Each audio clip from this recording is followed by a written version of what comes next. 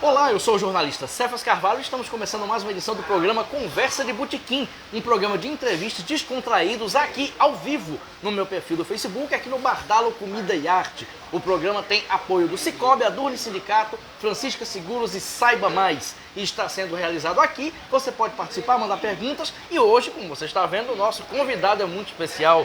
Nosso entrevistado é o cantor, compositor e músico Irã Barreto, que saúdo aqui. Irã, bem-vindo ao Conversa de Botequim. Opa, eu que agradeço. E já chegou a água aqui, obrigado, Ricardo. Obrigado, Ricardo. Olha só como é espontâneo. É espontâneo. Mesmo. Nós estamos ao vivo num bar em funcionamento. As pessoas do bar podem fazer perguntas se quiserem. Você em casa pode fazer pergunta, comentar. E vamos falar basicamente sobre música. E música não falta. É assunto que não falta. E assim, eu fico muito feliz pelo convite, sabe? Eu já estou acompanhando outras edições, né? Com o Mirabô, por exemplo, que não vou citar todos os entrevistados aqui, porque eu posso esquecer de alguns, seria injusto, né? Mas em especial o Mirabô, porque eu assisti e me identifico, né, com o trabalho musical também, e para mim é um grande prazer estar junto aqui. Eu que sou seu fã também, né? Porque, primeiramente eu conheci a sua obra, né, antes, li um livro seu, para mim foi muito impactante quando eu lhe conheci, porque ali estava realmente o artista na minha frente. E quando a gente chega à obra primeiro, para nós, e conhecemos o artista depois, há um impacto muito profundo nisso, né? Muito bacana. Eu fico muito feliz de estar aqui também por ser seu fã, né? E a recíproca é verdadeira, porque eu sou seu fã, acompanho todo o seu trabalho. A gente vai falar muito sobre ele. E lembrando que o programa tem produção de Raquel Lucena, tem José Águia na filmagem, assistente de produção Ananda Carvalho, que hoje não se encontra aqui, mas faz parte da equipe, e a assistência logística de Lula Belmont e Ricardo Nelson, as pessoas mais simpáticas e amorosas do mundo. Isso. Irã, e vamos começar pelo começo, como diz a brincadeira. Como é que começou a música para Irã Barreto? Você tinha música em casa, você pegou de ouvido, foi disciplina, como é que a música entrou na sua vida? Cara, interessante. A música, ela esteve sempre na minha vida, mas pra mim, assim, o despertar para me interessar a tocar um instrumento e tal, veio por volta dos 7 anos de idade. Muito novo, né? Muito novo. Pois é. Esse tempo eu já havia consumindo muita música que meu pai ouvia, né? Eu posso citar algum deles, seria o Altemar Dutra, né? Uma música muito marcante, muito forte, né? Com arranjos perfeitos. Né? Eu ouvia aquilo ali, um cara cantando, eu não entendia de nada, né? De você arranjo, criança. Nada, né? Criancinha, 6, 7 anos de idade, né? Eu ouvia aquilo ali, eu achava uma coisa mágica, né? Eu ouvi Altemar Dutra, o que meu pai ouvia, né? Nelson Gonçalves, né? A voz de Nelson Gonçalves era muito forte dentro da minha casa, assim. E, sobretudo, música potiguar. Olha que interessante isso, né? Muito bom. Meu pai tinha esse cuidado, assim, de ouvir, pesquisar, olhar quem é que estava fazendo a cena. Até porque tinha um cara aqui na região, aqui em Natal, que fazia uma promoção, né? Fazia uma produção, praticamente, dos artistas potiguares, que era o Carlos Alberto, né? E aí meu pai assistia muito o programa dele, acompanhava os artistas. E quando ele ia comprar disco, né, vinil, aí ele procurava aqueles artistas que ele estava vendo ali na TV. Que era o Paulinho de Macau, né, o Getúlio Marx, né, o Carlos Alexandre, né, e Kelly, uma porção de gente nova aí, e pessoas que estavam se destacando até no cenário nacional. E eu ouvia de tudo. Para mim era tudo artista, eu sempre tinha aquela visão do artista no mesmo patamar, né? Todo mundo estava no mesmo patamar. Depois fui entender que não era tão assim, né? Tem alguns artistas que se destacam muito, outros que são muito bons, mas que não estão na grande mídia, né? Mas no primeiro contato foi esse, sonoro, né? De ouvido, né? Sim. Ouvindo e me identificando com as melodias, achando bonito, me encantando, né? Quando criança, eu me lembro muito dessas cenas de... Aí eu ganhei uma vitrola, né? Assim, com 8 anos, por aí.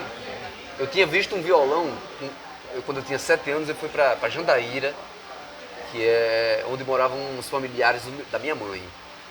E lá eu vi um violão pela primeira vez, um violão verde, assim, de uma cor verde, né? E estava em cima do guarda-roupa. E eu, criança, né, pequeno, não conseguia alcançar, né? Aí eu cheguei para um primo meu e disse, ele tem o apelido de Bola. Eu disse, Bola, rapaz. Ele tocava violão, né? E eu disse, me mostra aquele violão ali, eu queria entender como é que funciona isso, né? Eu queria pegar, eu disse, rapaz, Bola, rapaz, aquele violão ali é de Edilza, né? Da sua prima, mas Edilza tem o maior ciúme, bicho. Então, eu vou lhe mostrar, agora tem que ser rápido, porque daqui a qualquer momento ela pode chegar. Aí ele foi, tirou de cima do guarda-roupa, né? E aí ele me entregou o instrumento assim, eu sem entender nada, como é que fazia. Eu fiz assim, não sabe não? Aí ele tomou o violão e tocou uma música do Padre Zezinho. Nossa. Pra mim, ele tocou uma música. Um certo dia, na beira-mar, apareceu. Foi a primeira vez que eu vi na minha frente alguém tocando um violão. Produzindo a música. E essa canção, produzindo a música. E eu, poxa, toca muito, né? Ele tocava só o básico, né? Aí eu disse, rapaz, me ensina essa música, né? Me ensina, eu quero aprender agora essa música. Ele disse, a música eu não garanto você aprender agora, porque é muito rápido. Agora as notas eu vou lhe apresentar aqui e mostrar. Aí eu automaticamente já aprendi rapidamente o Ré maior e o Ré menor, né? Eram duas posições que era Ré maior e Ré menor. Homônimos, Ré menor e maior. Aí eu disse, já dá pra tocar uma música com esses dois acordes? Eu disse, não, ou é com um ou com o outro. Eu disse, tá certo. Aí me deu um livrinho de presente que continha várias músicas de Roberto Carlos. O livro tinha as letras e as cifras. Eu não entendia nada de cifra nem nada. Aí eu levei pra casa aquele livro sem violão, sem nada. O violão era de Edilza, da minha prima, né? Ficou lá. E eu com 7 anos eu ia passar férias lá. Voltei e fiquei perturbando meu pai. Papai, compra um violão, compra um violão. Ele só se você passar de ano, né? Porque tem aquela coisa, né? Passar de ano. Antes ele tinha me prometido uma bicicleta, então ele vivia prometendo isso. Se passar de ano eu vou lhe dar uma bicicleta. Passar de ano é uma bicicleta. Beleza, eu fiquei naquela bicicleta, na minha, mas a cabeça pensando em ganhar a bicicleta, mas pensando no violão. Eu disse, eu vou trocar essa bicicleta no violão, né? E eu articulando, chegou, papai, passei de ano. Passou de ano. É. Eles, agora vamos ali em Natal, que vamos escolher a bicicleta, não sei. E eu fiquei ainda meio com vergonha de dizer sobre o negócio do violão, né? Aí chegou na época, hiper bom preço ali da Prudente. Na época eu tinha um irmão que era gerente de lá, na época, o irmão do meu pai, ou o filho da primeira esposa do meu pai. Aí ele atendeu super bem a gente e tal, eu fiquei ali olhando, já procurando se tinha violão pela loja, né? Chegou no negócio da bicicleta lá, né? No canto de vendia bicicletas pequenininhas, outras maiores. Escolha ali e tal, essas pequenininhas, sabe? Aí eu fiquei assim, né? Aí eu chamei ele assim, pedi pra ele baixar assim, pra eu falar no ouvido, né? Aí ele baixou e disse, papai, eu quero um violão. Violão.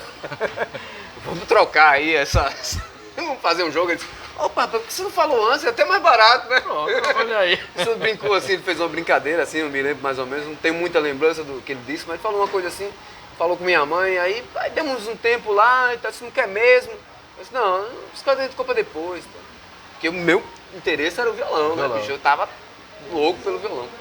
E aí voltamos pra casa e ele não falou mais nada, né? Meu pai não falou mais nada. Aí, tu comprou o violão nesse dia. Eu fiquei assim, né? Pô, não ganhei o presente, né? Aí ele era assim, final de semana, já tava no final de semana. E no domingo, na cidade do interior onde eu morava, Ceará-Mirim, né? Tinha feira de manhã. E papai ia pra feira, comprava feijão verde. Mas tinha aquele ritual todo de debulhar o feijão verde, né? E aí quando ele voltou, aí eu tava em casa, né? Eu sempre assistia a missa pra ver o camarada tocar violão lá na hora eu ficava olhando na TV, né? Eu tinha assistido a missa lá no domingo, aquela coisa matinal, programa da manhã, e meu pai voltou com feijão verde, com a feira e tal, não sei o quê. E ele disse, olha, vai lá no carro, que era uma Brasília que ele tinha, né? Anos 80, né? Vai lá no carro que tem um presente pra você lá. Eu já sabia, quando ele falou, tem um presente pra você, eu já sabia que era um violão. Eu olhei, estava lá naquela parte de cima, assim, da Brasília, dentro, né, de trás, o violão. Um violão bonito, assim, não era um violão verde, não era, não. Já era um violão, né, legal, assim, bonito. Aí peguei no violão, aí trouxe pra dentro de casa, papai, é meu, é seu. Eu comprei do Cigano Cândido, lá na feira. O Cigano Cândido era um cigano que tinha um mau carinho por mim, ele sempre me dava presente. Foi bem mais barato que a bicicleta, bem mais barato, eu fiz um negócio com ele lá e tal, deu certo. Aí, só que esse violão já tinha um defeito, até quebrado, as cordas eram altas, e já tinha colado ali, era um violão velho. um Giannini trovador, nunca mais esqueci. Eu não tenho esse violão, infelizmente, né? Porque seria uma raridade, né, ter ele. Mas ele me ajudou muito nos primeiros passos, assim. Era um violão com as cordas de nalho, mas com as cordas de aço, né? Eu tinha esse costume, essa prática ainda. E você lembra a primeira música que aprendeu a tocar e cantar com esse violão? Interessante, Cefas. Meu pai, quando me deu esse violão, ele logo pensou numa pessoa que pudesse me orientar, ser um professor para mim, né? E ele tinha uma amizade com um cara chamado Antônio Carlos, que era locutor, inclusive, da rádio, da 96 aqui, ou 98, uma coisa assim. Sim. Uma rádio daqui, eu não me lembro, não me recordo bem. Mas era Antônio Carlos. Ele ficou bem conhecido e tal. Era falecido já. E esse cara era filho de um mecânico do meu pai, né? Ele disse, rapaz, ele toca violão, ele pode ensinar meu filho. Ele chamou o Antônio Carlos para ir lá. E ele trouxe um livrinho, foi meu primeiro professor, né? O professor chegou lá e tal. E eu não sabia praticamente nada, não sabia afinar, sabia o violão todo desafinado. Ele chegou, afinou. Aí, com o livrinho, ele passou umas páginas assim, pronto, essa aqui é a primeira música que a gente vai aprender. Eu disse, qual? Ele, parabéns pra você. Pronto. Aí eu disse, isso não é música não, amigo. Eu tinha 9 anos de idade. Isso me desculpe, mas parabéns é na hora que a gente completa ano, né? Aí vai cantar, quando é que eu vou cantar parabéns? Só quando a pessoa fizer, não, isso eu não quero aprender isso não. Eu fiquei meio aí que chorar assim também. Um menino, um garoto de 9 anos. Claro. Eu sempre tive esse pulso mesmo, assim, né? Um impulso, né? E um pulso, né? Dizer que eu não quero. Eu disse, eu não quero aprender isso. Isso não é música, cara. Aí ele passou a página, ele disse, e essa daqui? Porque aí eu vi que tinha uma notinha ali, outra acolá, porque ela estava simplificada. Isso aí é de Chico Buarque, chama A Banda. Nossa. Aí eu disse, pronto, eu não sabia quem era, não sabia que música era. Eu disse, me ensina essa daí. Aí ele começou um pouquinho e tal, aí botou lá uma fitinha para tocar, ele trouxe algumas músicas numa fita cassete. Antigamente, gente, existia um negócio chamado fita cassete. Né? Elas atrás. A molecada aí pode nem saber o que é, né? Então eu escutava a música, né? Ele botava, bicho, eu vou botar aqui pra gente ouvir, você vai ver que não vai dar certo, que isso é muito novo, né? Tem que começar com o básico e tal. Não, vou botar aí. Aí ficou ouvindo, eu já tinha um hábito de ouvir muita coisa, né? E realmente o que eu ouvi ali não dava, né? Aí disse, mas aqui tá mais simplificado, vamos tentar. Eu sei que nesse dia eu aprendi os acordes da música, né? Que era o dó, o sol, o fá. O fá eu não conseguia fazer direito porque tinha uma pestana, eu já senti dificuldade. Mas aí, a princípio eu não toquei a música, mas foi exatamente a primeira música que eu toquei, foi A Banda. Começou bem, né? Aí eu fiquei em casa treinando. Aí um dia eu tava tentando fazer a pestana assim, que é aquele movimento, né? Que bota o dedo e prensa todas as 6 cordas, né? Eu tentando, não fazia, não saía o som, joguei o violão na cama assim, pá! Bem esperto, né? Eu joguei o violão no colchão, bem fofinho, pá! Aí meu pai chegou, viu aquele movimento, eu nervoso, né? Porque eu era eu era elétrico, né? O que me salvou, né, no negócio de não quebrar quase tudo de casa foi o negócio do violão, né? Porque eu era muito elétrico, né? Aí meu pai disse, olha, eu tô lhe dando o violão pra você aprender a tocar, não pra quebrar, né? Aí, assim eu vou tomar. Aí tomou, botou em cima do guarda-roupa, que eu não podia pegar, que era alto demais. Aí mesmo, deu alguns minutos, aí não aguentei. Vai, tira ali, vou chorar, me perdoe, eu não faço isso mais não. Aí ele foi lá, tirou, ele me deu, nunca mais fiz. Pronto. Mas me deu um pouquinho de dificuldade a pestana, mas depois eu fui... Aí uma hora a pestana aí conseguiu aprendi fazer... as primeiras músicas. A Banda, Alguém Me Disse, Dolores Duran. Nossa. Quero Que Vá Tudo Pro Inferno. Nossa. Erasmo Carlos. Erasmo e Roberto. Que eram as músicas que tinha nesse livrinho, cara. Sim. Eram as músicas que eu tinha. São músicas de qualidade. De qualidade, eu achava bonito. E eu tocava. E A Noite do Meu Bem. Esse era meu repertório. Também Dolores Duran. Esse era meu repertório. Muito bom. Aí eu tinha 9 anos, já tocava isso. Um menino de 9 anos tocar Dolores Duran? Aí meu pai fazia rodas de amizade, assim, com os amigos, rodas pra tomar uma, né? Porque tinha algum músico ou outro vinha, tocava um violão e tal, mas dificilmente, era mais pra bater um papo, falar dos livros, não sei o que e tal. E ele botava pra gravar, ele tinha esse costume, ele botava uma fitinha pra gravar e ficava gravando diálogo com os amigos, né, e tal. E aqui acolá ele me chamava. Olha, você sabe, meu filho, mostre seus dotes aqui. Ele falava isso, né? Ele sabe tocar violão, aí os caras ficavam, davam uma risada, né? Nas primeiras investidas, assim, do meu pai para querer mostrar o que eu fazia. E aí eu pegava o violão e cantava o que eu sabia, aquele era meu repertório, foi os meus primeiros aplausos, né? Os amigos do meu pai, que se tornaram amigos meus também, né? Sim. E aí eu tive essa amizade muito precoce com gente E bem seu mais pai, velha e que seu eu. pai todo orgulhoso. Meu pai, olha, eu tive essa amizade assim porque meu pai, quando casou com a minha mãe, já foi a segunda família dele, eu sou filho único, né? Já tenho 4 irmãos mais da outra família, né?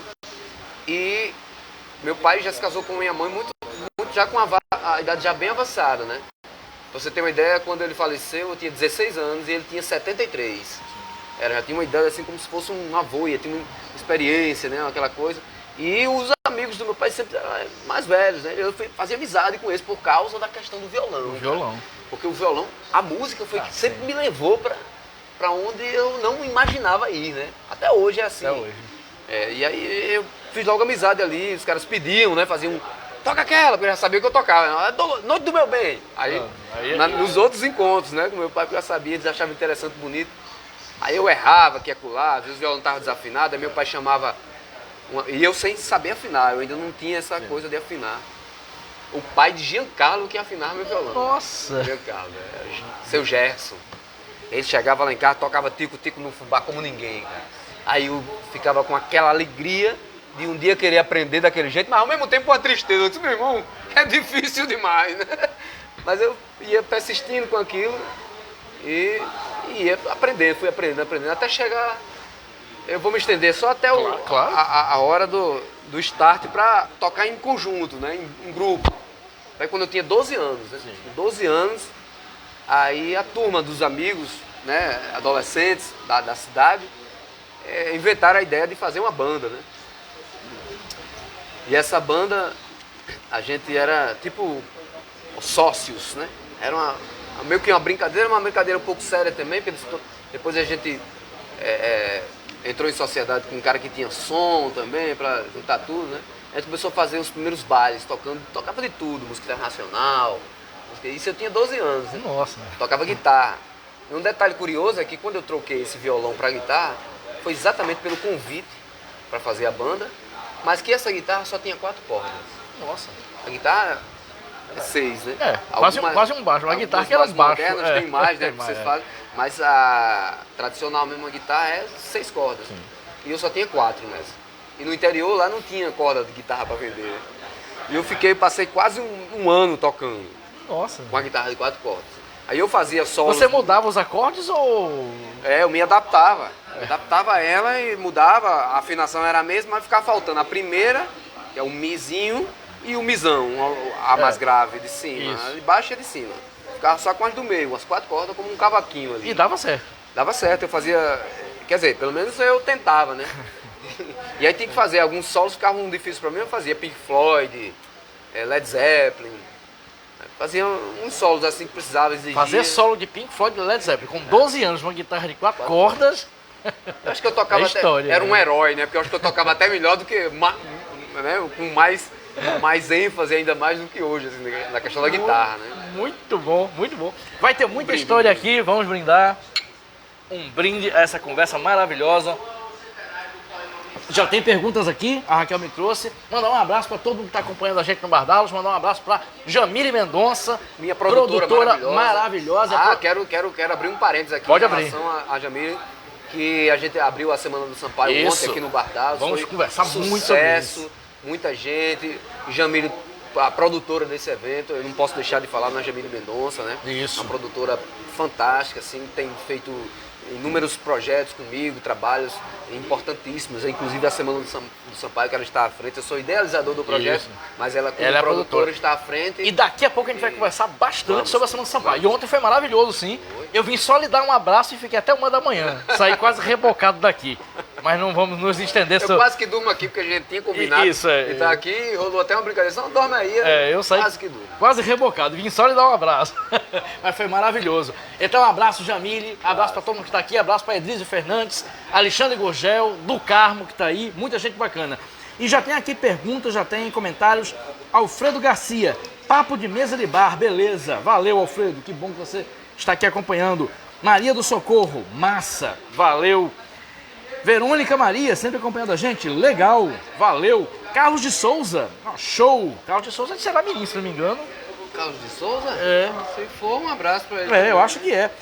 Cláudio Wagner, que é da SPVA, conversa de botequim é 10. Se ele não for de Zeramirim, um abraço pra ele. Um abraço também, pra ele, nenhuma. de qualquer forma. Geraldinho Carvalho, Opa, daqui do parceiro, Planalto Central. Tem uma música com ele, eu fiz uma música com ele. Geraldinho é sensacional. Daqui do Planalto Central, porque ele mora hoje em Brasília, ligado querido. nesse papo maravilhoso. E a gente Abraço, ligado querido. em você. Valeu, Geraldinho. Sempre carinhoso e sempre acompanhando.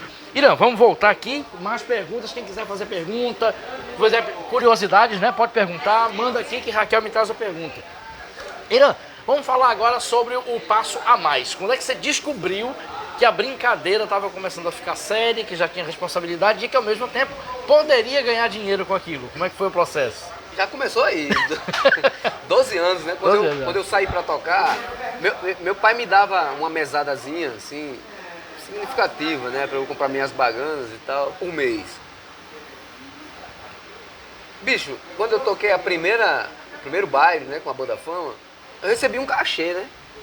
Poxa, legal, gostei, né? Com 12 anos. Aí quando eu cheguei em casa, o cachê era maior do que a mesada que eu recebi. Aí se eu só tocar mais um cachê desse aqui, já era, né, velho? Tá bom demais. Aí meu pai coincidiu na época que meu pai foi me dar, chegou, eu tava na cama assim, ele chegou aqui, meu filho, pá.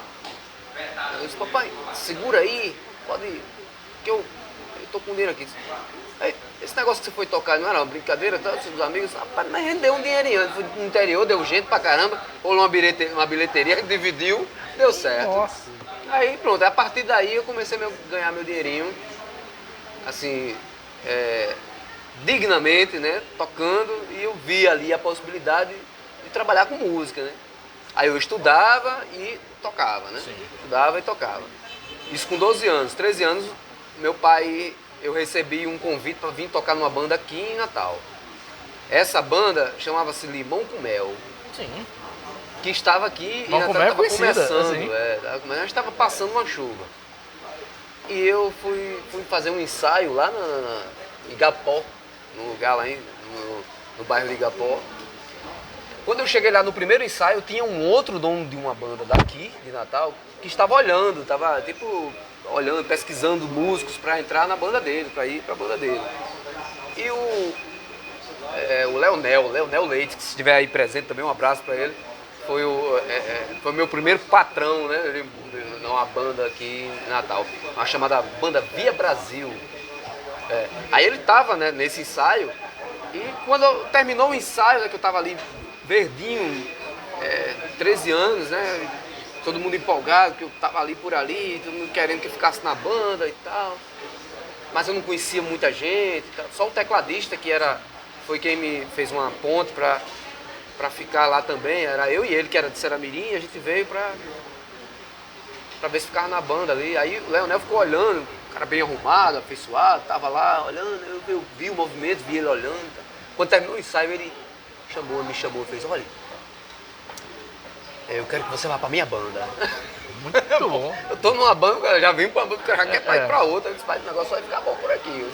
Rapaz, aí eu fiquei meio assustado porque eu muito novo, não tinha uma decisão. Eu disse, rapaz, eu não sei. Você pode ir na minha casa? Eu moro em Seramirim, você pode falar com meu pai, com minha mãe, porque o meu combinado foi esse, porque eu não tinha uma decisão claro. ali pronta na hora, né? Sim. Aí ele disse, não se preocupe, que eu já falei com o tecladista, ele vai também. Aí eu, pronto. Aí meu pai, ele foi, no outro dia, ele de tarde, chegou na minha casa, já trouxe uma guitarra, um equipamento, um amplificador, uma coisa pra me mostrar, assim, bem bonito e tal. E conversou com meu pai e tal. Aí, resultado, convenceu meu pai a vir morar em Natal e ele me matriculou o dono da banda me matriculou no Sagrada Família, né? Muito bom. Comprou todos os livros. Aí esse foi a nossa... Divisor de águas. Foi pra vir pra Natal, né? Então eu, com 13 anos, vim pra cá tocar nessa banda, garantia assim os estudos ali, né? O dono da banda garantiu, naquele ano. Então você com 13 anos meio que já estava encaminhado, né, Irã? É o que a gente percebe. Aí como eu era menor de idade, meu pai assinava autorização para o dono da banda se tornar o tutor ali, responsável por aquela criança que estava ali tocando. Sim. Eu já tocando com gente grande e tudo mais, né? Todo mundo já bem experiente, eu por ali aprendendo com todo mundo. Né? Via Brasil foi uma lição muito grande, foi uma grande escola ali, sabe? Com grandes músicos que estavam presentes ali, me passando os macetes, né? De como adiantar as coisas e tudo. E foi uma experiência incrível. Isso com 13 anos. Passei um ano só nessa banda. Fui chamado para uma banda chamada Banda Luau, com 14 anos, já no outro ano, né? Aí foi quando eu me afastei um pouco da minha casa aqui, né? Da Casa Potiguar. Fui morar no Maranhão, no estado do Maranhão, com a Banda Luau, uma banda daqui. A gente foi para lá e a gente vivia como cigano mesmo, assim. A gente tocava e num dia, numa cidade, na outra cidade era outro dia e viajamos no Maranhão quase todo, né? Que é muito grande, mas a gente viajou muito tocando, muito mesmo. Isso com 14 anos de idade. 14 Nossa. anos. Conheci muita coisa, cidades Bacabal, Codó, Peritoró, Santo Inês, São Bento, Beija Nova, São Luís, conheci tudo. Assim, tocando, Santo Inês, a gente ficava muito Santo Inês, cidadezinha pequena. E o resto da banda? Eram adultos ou também eram Todos jovens? adultos, todos. Só você Só que eu tinha? que era menor de idade, mas eu tinha o dono da banda, autorização, Milton e Hélia, um casal. Eles tinham autorização para andar comigo, né? E pra mim era uma grande magia, pra mim era um trabalho, eu recebia para aquilo, mas era uma grande brincadeira também, né? Uma criança que brincava com música. Nesse período aí eu abandonei os estudos, infelizmente. Tive que ir para passar esse 1 ano e 6 meses lá. E aí, quando eu voltei, aí já foi uma coisa mais trágica, né? Eu perdi meu pai, né? Com 16 anos. Ele ficou em estado semi-vegetativo, depois que eu voltei. E aí, com um tempo depois, quando eu já tinha os completos 16 anos, meu pai faleceu. E eu parei, durante esse tempo que meu pai estava doente em casa, a gente cuidando dele, eu tive que parar de tocar, voltei a estudar. Mas, infelizmente, ele teve que partir e eu resolvi ter uma reunião com minha mãe, né, para avisar a ela que eu precisava exercer esse trabalho. Desculpa, bati. De tocar, voltar a tocar, porque realmente eu sentia como se fosse um ofício mesmo pra mim, né? Eu voltei a tocar. Era tudo junto, né? Ofício, trabalho, vocação, diversão. Era tudo, como é até hoje também. Sim. Eu encaro muito isso. Eu acho que quando a gente ama e faz o que gosta e ama de verdade, mostra a nossa verdade do que a gente faz, pode ser qualquer coisa. Sim. Se a gente estiver bem, fazendo bem, com amor, é aquilo ali que a gente vai fazer a vida inteira. Eu acredito muito nisso, sabe? Quando você está fazendo uma coisa que está insatisfeito, é um trabalho e precisa ter dedicação e você está fazendo insatisfeito, é porque aquilo ali não é para você fazer a vida inteira. Pode fazer, porque o ser humano ele é capaz de fazer diversas coisas. Mas não é o ideal. A mente humana não tem limites. Mas né? não é o ideal, Mas né? para ele ali, se ele não está fazendo com amor, realmente essa é a minha crítica que eu tenho do ser humano. Ele vai fazer outra coisa que é melhor. Se identificar com a coisa que ama fazer, isso é primoroso. Essa é a minha verdade. Então eu conversei com minha mãe e disse, olha, infelizmente eu tenho que voltar a tocar. É uma coisa que eu amo fazer e voltei a tocar, né? Isso aí voltei para bandas baile, toquei em diversas outras bandas baile daqui do Natal, as bandas que existiam na época, hoje não tem mais essas bandas, não existem. Não existe. Acabaram, né? Banda Mix, Flor de Lis, Raio de Luz. Foi uma era que passou, né? Hoje não encaixa mais. Aí eu toquei nessas bandas, né? Passava um pouco tempo em cada um também para experimentar novos ares, novas pessoas, novos ensinamentos, né? Passei. A última banda que eu toquei em 90, Big Banda, 97, eu tinha 17 anos. Foi uma verdadeira escola ali também. Tem contato com um cara chamado João de Orestes, uma lenda, cara. Um cara que, pra mim, é um orgulho ter conhecido aquele cara, ter participado de momentos musicais com ele, assim, sabe? É o pai de Franklin Novaes. Sim. Grande maestro, Franklin Novaes. Nós estamos aqui no programa Conversa de Botequim. Se você tem pergunta para fazer para Irã, pode fazer aqui que a Raquel Lucena vai me passar. Lembrando que o programa é ao vivo num bar em funcionamento. Irã, eu tenho outra pergunta para você que é a continuidade disso. Mas eu ia propor, vamos fazer música agora? Porque o pessoal já deve estar à sua escolha. Raquel? Hein? Eu acho que... Pega... O violão? Isso, vamos lá. Você tá, a gente depois vai ter, a gente vai falar da Semana de Sampaio. Você não precisa tocar Sérgio Sampaio, pode ficar o seu repertório é maravilhoso. Obrigado, Raquel. Tem Raquelzinha, ó, uma salva de palmas pra Raquel. Raquelzinha. Sem Raquel esse programa não existiria. Vamos lá, música Vamos? com Irã Barreto. Como a gente não combinou nada, é conversa de botequim mesmo. Combinou nada, A gente pode tocar o que a gente quiser aqui. O que você quiser. Música autoral sua, música de outras pessoas, versões, música em espanhol que você já tocou na PNTV comigo, eu adorei. Legal e fez demais, muito sucesso. bom demais. Tá bom, eu vou tocar aqui uma canção do Getúlio Marx, que já que a gente vai fazer vamos tentar fazer uma cronologia da história, né? Isso. Então, uma música que me despertou muito interesse pela melodia, que é do Getúlio Marx, e me encantava muito, assim, né? Meu pai chegou com esse vinil e me despertou interesse por ser uma música potiguar, né? Então era do selo Ponta Negra, né? Que era do Carlos Alberto. Carlos Alberto, né? esse. E ele, esse me impactou muito as músicas. Tinha uma música muito famosa, cara. Sabor de tutti frutti, meu bem. Sim. Sentindo o beijo que você me deu. Sabor de tutti frutti, meu bem. Senti teu rosto coladinho ao meu, né? É uma coisa assim. Isso também me chamava muita atenção. Mas as músicas lá do B, que era o que a rádio, que não era radiofônica, era o que também me chamava muita atenção. Isso era uma coisa curiosa numa criança também, né? Porque você ouvir no rádio, aquilo lhe influenciar é uma coisa. E você buscar no LP uma música que não está tocando no rádio É outra coisa. Então eu busquei essa aqui. Vamos lá. Pra acabar de vez com as ilusões que eu tivesse, você se casou com outra alguém. E agora o que fazer se meu amor é tão gigante que alimenta as minhas ilusões? Pra acabar de vez com as ilusões que eu tivesse, você se casou com outra alguém. E agora o que fazer se meu amor é tão gigante que alimenta as minhas ilusões? Ai, amor, se eu pudesse eu mandaria meu coração deixar de te amar. Ai, amor, nunca mais eu sofreria, nem teria tantas ilusões. Muito bom. Negócio bonito, né? Lindo. Não conhecia essa música. Rapaz, essa música, ela tá no LP do Getúlio Marx, e se eu não me engano, esse LP é de 89, não, desculpa, 88, 87, 88, é por aí. Eu não tenho bem certeza. Mas esse LP marcou muito a história do Getúlio por causa do Sabor de Tutti Frutti, né? Tocou muito na televisão, na rádio. Ele ia se apresentar nas rádios.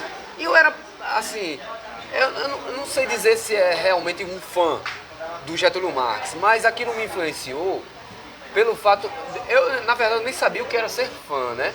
O fã mesmo é aquele que compra o disco, que coleciona, e que vai aos shows e tal. Eu, como criança, não sabia muito o que era isso. Eu escutava por tabela, né, através do meu pai. Mas aquilo já era... Hoje eu acredito que sofria influência desses potiguares, né? Sim. Tanto dele como do Carlos Alexandre. Também, sim. Uma série de outros artistas, né? E depois veio a somar com outros gêneros musicais também, né? A última banda que eu toquei, Sim. em 99, foi uma banda de forró, né? Cebola Ralada. Eu lembro dessa banda. Cebola Ralada. Gravamos um disco e um DVD. Eu gravei com a banda. E assim, fizemos shows por muitos lugares do Nordeste, né? Nordeste inteiro. E isso também me deu muita experiência, né? Do palco, da sonoridade que a gente reproduz no palco, por exemplo, que é uma coisa que fica marcante na vida do músico, né?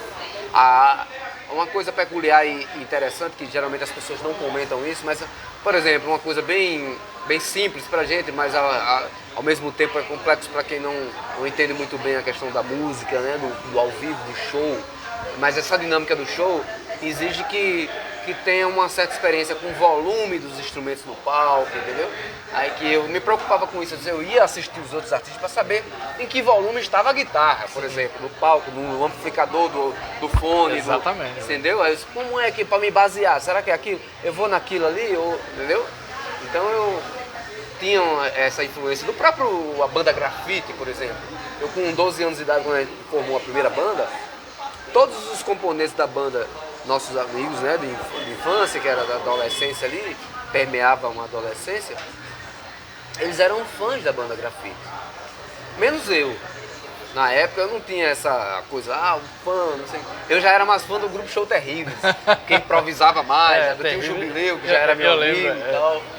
Eu tinha aquela admiração mais pra...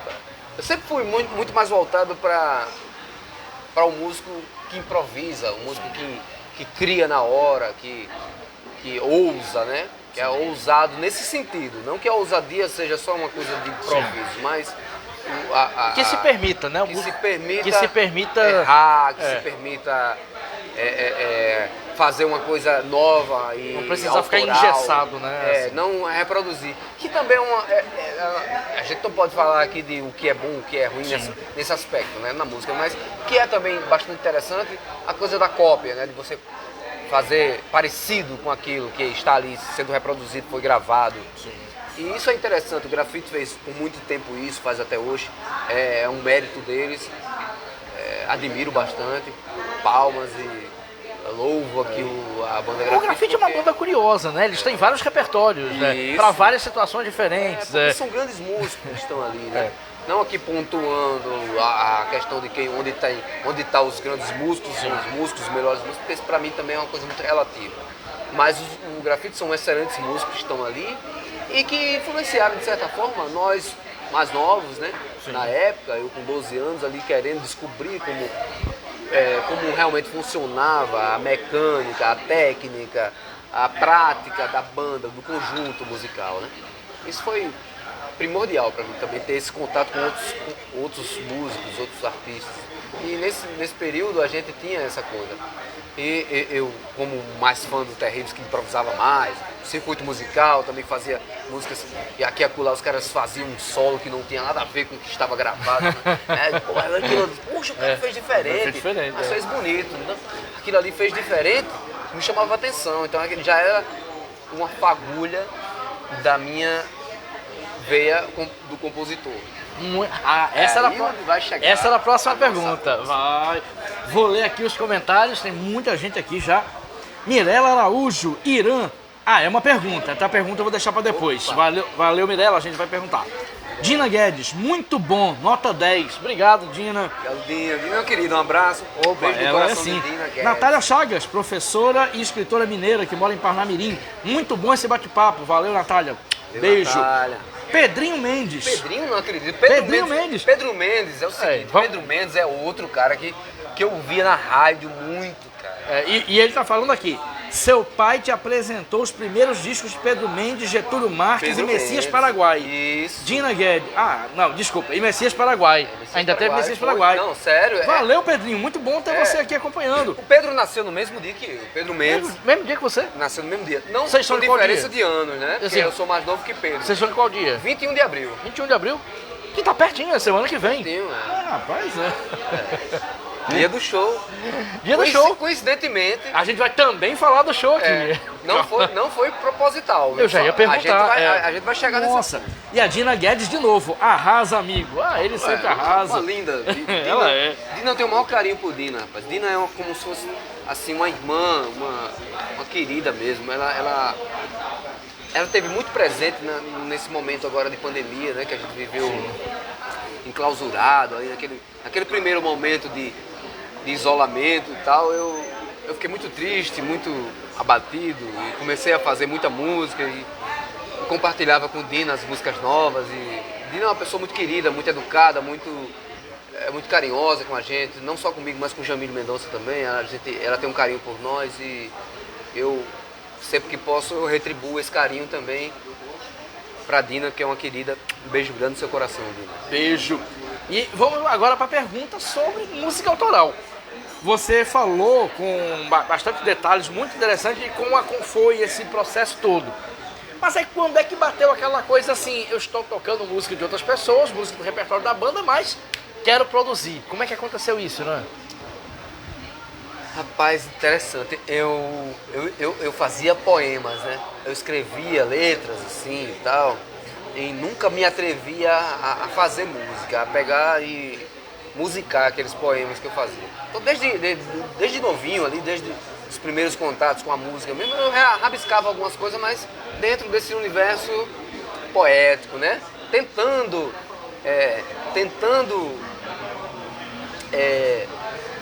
adentrar o universo poético, tentando, né? Quando criança, tem muita coisa que eu escrevia que eu achava uma bobagem, né? Isso está muito ruim, né? Mas eu ia escrevendo, e eu acho que talvez com esse fazer, né? Escrever sempre, constante, que é o grande lance, né? Aí a gente aprende assim. Isso. Então eu fui aprendendo com essa constância de escrever. E quando eu tinha 17 anos de idade, eu tive a oportunidade de estudar com um cara chamado Manoca Barreto. E não por coincidência, é da minha família também, é Barreto, né?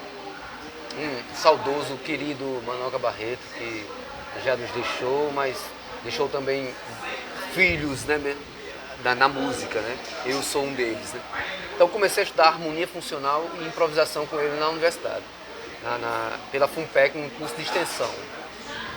Daí abriu para mim o interesse de passar a juntar, porque quando a gente está começando a estudar, a gente une a inspiração com a técnica. Sim, exatamente. Isso é assim, fatal para acontecer alguma coisa. Então, com 17 anos, surgiu as primeiras músicas. Muita coisa não prestou, sabe? Sim, assim, é porque o início realmente é meio...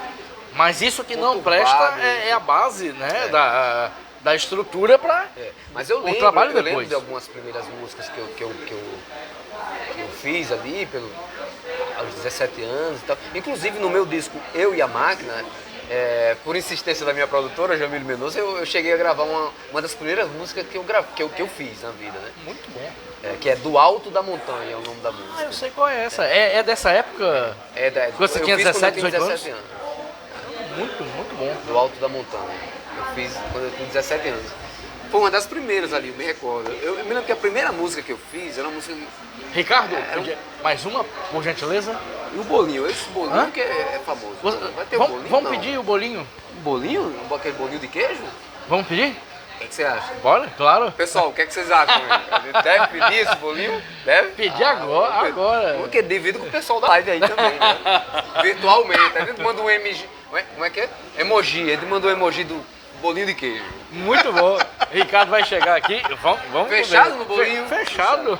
Eu fiquei vendo as outras edições e já tem um negócio. Não, sempre o pessoal pede. Será que Céfalos vai me convidar? Claro. Opa! Já deveria. Ricardo, o queijinho, por favor. Olha, Ricardinho maravilhoso, Ricardinho. Ricardo, maravilhoso. Sendo maravilhoso. Eu adoro. Eu gosto dele. Opa, desculpa, gente. Até quando ele não gosta de mim, eu gosto dele. Não, mas ele sempre gosta da gente, mas do jeito dele. Do jeito dele, é verdade. Maravilhoso. E não, vamos falar agora sobre... Vamos pular de que você compor para os seus trabalhos. Você tem CDs maravilhosos. Dá tempo, porque tem muita coisa. Tem muita coisa. Mas tem... Por mim, eu fico aqui até 10 da noite. Vai embora. Você tem CDs ótimos. Você falou Eu e a Máquina, o Augusto dos Anjos...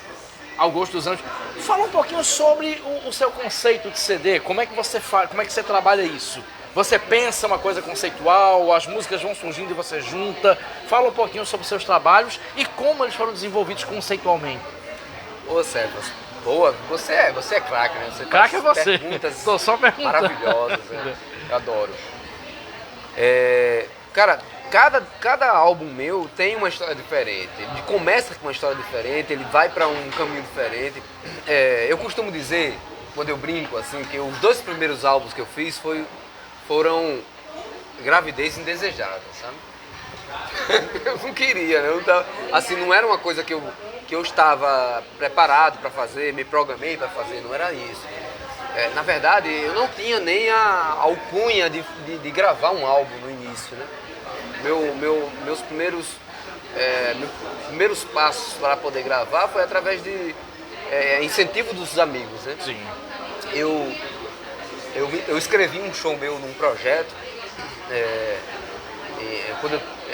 em 2003, no Coserne Musical. Era um projeto da Casa da Ribeira, que é o patrocínio da Coserne e tudo. E aí a gente tinha que escrever o show já detalhando tudo o que ia acontecer no show, né? Tinha que interagir com a parte teatral, né? E eu já convidei automaticamente já parceiros meus que eram atores. O Ivo Maia, que foi saudoso, agora saudoso Ivo Maia. Infelizmente, perdemos o nosso querido e grandioso Ivo Maia, né? Mas aqui os meus salves, né? Que é um cara fantástico também. Fez parte desse show também, estava junto como um ator. E Crésio Torres, que é meu primeiro parceiro de canções, né? Porque eu comecei a fazer música sozinho, mas logo já me senti aquela uma vontade mesmo de ter parceiros lá, porque eu gosto muito disso, de fazer parcerias, né? Eu acho que é uma atividade muito, apesar de ser muito íntima, né? Mas isso me encanta também, sabe? Porque é uma coisa diferente, eu me empolgo muito fazendo. Inclusive nós temos uma parceria maravilhosa, uma música que fizemos juntos. Isso. Eu não sei se você lembra, mas... Eu lembro. eu lembro, sim. Um dia ainda vou lançar essa canção. Vamos que vamos. E aí escrevi o meu show. Sim. Com a direção do show era de Costa Filho, né? O produtor, um saudoso Costa Filho. Sim, também. Glorioso, né? Um cara muito, muito bom, persistente, trabalhava assim 25 horas por dia. Era um cara extremamente produtivo. Extremamente profissional também, né? Então ele topou fazer a direção desse show. Eu convidei alguns amigos, na época que eu tinha esses amigos, até hoje são meus amigos, graças a Deus, são incríveis músicos e eu admiro bastante, são meus amigos. Tenho um orgulho de dizer que são meus amigos. E eu tive a oportunidade de tê-los no palco da Casa da Ribeira, convidei-os para fazer esse show comigo. Fui aprovado, primeiramente, escrevi o show e fomos aprovados, junto com dezenas de outros artistas também, acho que 12 shows foi exatamente para se apresentar, né? E Eduardo Taufik, Paulo Milton, Saulo de Luna, baterista, Vovô, que era um amigo meu lá de Seranduí, percussionista Cícero, que a gente chama de Vovô carinhosamente, Tissé, Wagner Tissé também, outro percussionista, e Fábio Isaac, saxofone, não esquecendo de todo mundo, mas era isso aí, essa turma acho que não esqueci nem, Kaká, guitarrista, do Perfume de Gardenia hoje. Kaká Veloso. Então convidei esses músicos, eram meus amigos da época do baile, das bandas e tudo. Eduardo Taufik, com exceção do Eduardo Taufik, que conheci na universidade, na escola de música, né? E eles toparam fazer esse show. Fizemos o show, as músicas eram todas autorais, músicas minhas e outras com parcerias com Crésio Torres. E Eduardo Taufik e Paulo Milton, eles tinham um estúdio, acho que ainda tem até hoje, né? A parceria com eles. Então tinha um estúdio Promídia. E o Dudu disse, bicho, vamos gravar essas canções? Eu disse, Dudu, rapaz, eu não tô podendo gravar essas canções, cara, agora eu tô meio apertado e tal. Eu disse, não se preocupa com isso. Você vai lá pro estúdio, no momento que eu estiver mais tranquilo, não estiver gravando, não tiver compromisso, a gente grava e vai gravando devagarinho. Daqui a pouco você tá com o disco pronto. Beleza, topei, né? Fiquei animado, disse, pô, que legal. Então nasceu disso, o primeiro disco. O segundo álbum, aí a gente gravou e tudo mais, aí é uma história bem longa, porque tem participações de Arthur Maia, baixista na época do Gilberto Gil, isso. Também já nos deixou, é saudoso, né? Tá no plano superior, né? O Arthur Maia era um cara especial. E ele gravou também, esse disco inclusive foi um presente de aniversário, ele gravou exatamente no dia do meu aniversário, que está próximo agora, dia 21 de abril, gravou um baixo maravilhoso, um samba. Chegando pergunta. Opa, beleza. Isso aqui é maravilha. E aí, continuando a história da trajetória discográfica... A Mirella tinha uma pergunta que eu não fiz. Mirella, desculpa. Quando você terminar a sua resposta, a gente volta a pergunta da Mirella. Desculpa, Mirella. A gente segura aí que eu respondo já. Isso. E o segundo álbum nasceu, que é o Augusto dos Anjos. Isso. Lindo, cara. Uma estética bacaníssima, assim. eu curto esse álbum, é um álbum que eu curto, eu acho bacana, assim, sabe, de ouvir, de entrar introspectivo, tem uma coisa do eu, né, aquela coisa do eu, confissional, né, remete muito às ideias do Sérgio Sampaio, e também tem uma característica paraibana, nosso poeta, né, o Augusto dos Anjos, sendo que o nome do álbum, algumas pessoas se confundem. É um trocadilho. Augusto dos Anjos, que é uma parceria com o queridíssimo Romildo Soares, né, com a letra dele, que estava por aqui. Estava por aqui? Está aqui ele. Está aqui ele. Romildo Soares está aqui próximo. Na verdade, a gente está aqui, né, coletivamente no bar, o Bar Dalos, maravilhoso. Isso tudo é um bar em funcionamento. Isso em funcionamento, não está aqui fechado, né? Olha aí. Elise Fernandes passando aí. Pois é, aí como eu havia falado, que são 2 gravidez indesejadas, é porque realmente eu não bolei fazer. Os amigos foram, no primeiro disco, os amigos foram ali agregando, né?